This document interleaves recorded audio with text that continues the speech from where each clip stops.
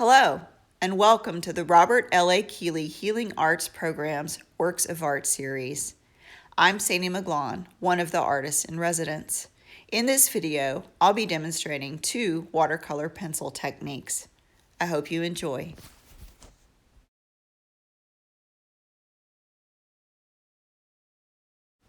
There are 4 basic watercolor pencil techniques.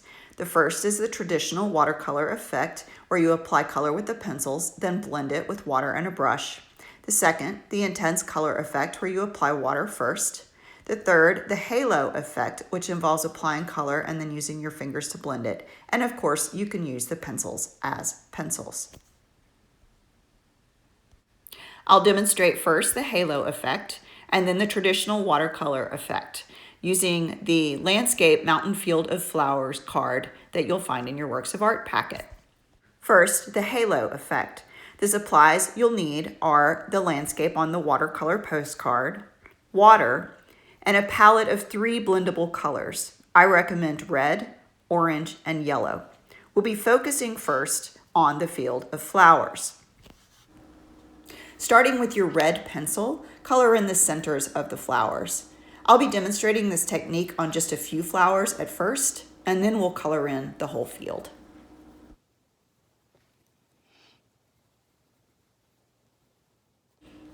Next, use the yellow pencil to color in just the center tips of the petals.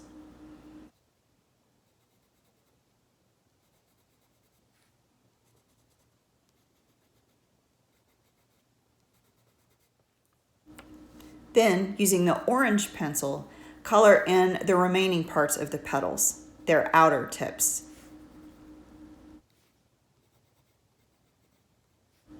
The petals are narrow, but you don't really need to be too concerned about staying precisely within the lines here because we're going to be blending these colors together in just a minute. Now, lightly dampen your fingertip in the water. You don't need much. Then take your finger and use it to tap around the petals in a circle. You're going to be picking up the pigments of the yellow and the orange and blending them together as you tap your finger around. The effect is a kind of soft halo of color around the flowers.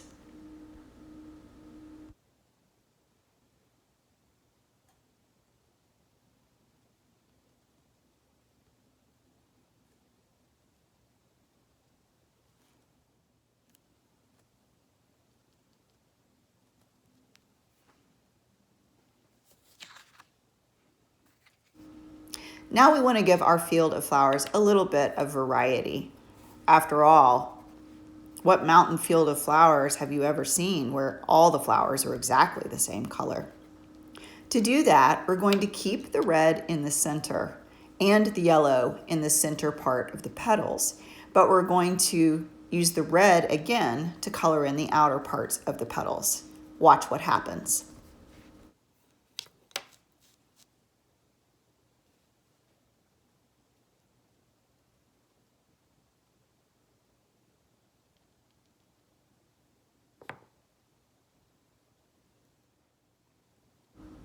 The blended red and yellow petals make a really beautiful deep orange halo. You can even dot some of that pigment onto the lighter orange flowers to give a little more depth and variation.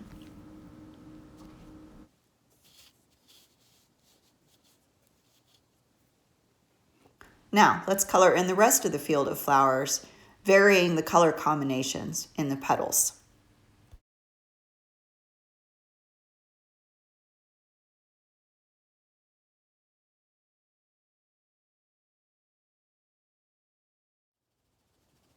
Now, add in a little green grass for your flowers to grow in.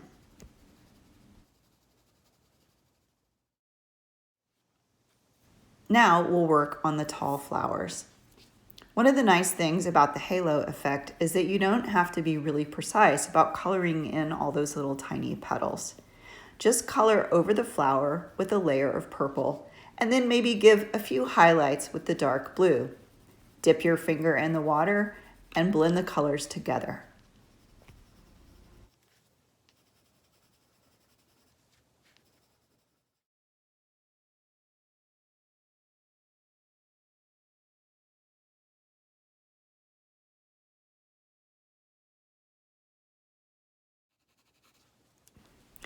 Now, let's fill in a little green around our purple flowers. Start by coloring in with the green pencil, and then because you are working in a fairly small space here, instead of using your fingertip, you'll probably find it more effective to blend with the brush.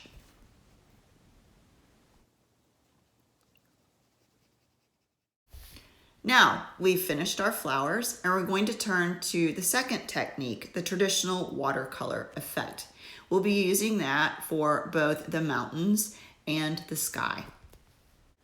For this technique, we'll need water, a brush, and our mountain palette, which in this case is going to be dark green, dark blue, and purple. For the traditional watercolor effect, we'll color in the mountains first, and then we'll dip the brush in water and use the water to blend the colors together. Start with the dark green, and then we'll move into the dark blue and purple. You may want to actually layer your colors in places so we end up with a little bit more of a naturalistic effect.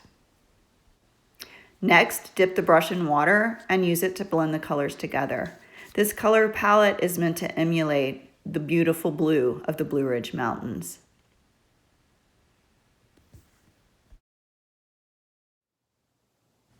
We'll use the traditional watercolor effect technique for the sky as well. For my sky, I chose a palette that included orange, yellow, pink, light blue, and dark blue. My goal was to create a kind of sunset effect. I started with a little orange above each of the lines and some pink below them. I then filled in the rest of the sky with light blue and added a little dark blue over on the left to give some contrast to the sun on the right. My sun I colored in with a layer of yellow and orange. You could also do a simple sky of light blue with a bright yellow sun. Whatever your color choices, when you're finished coloring, dip your brush in the water and use the brush to blend your colors together.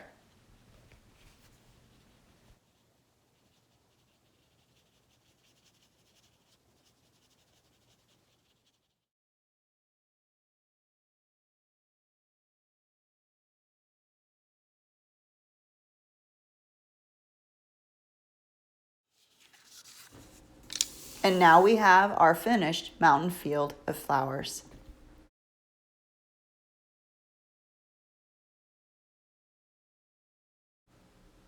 Thanks for spending time with the Keeley Healing Arts program today. Keep creating.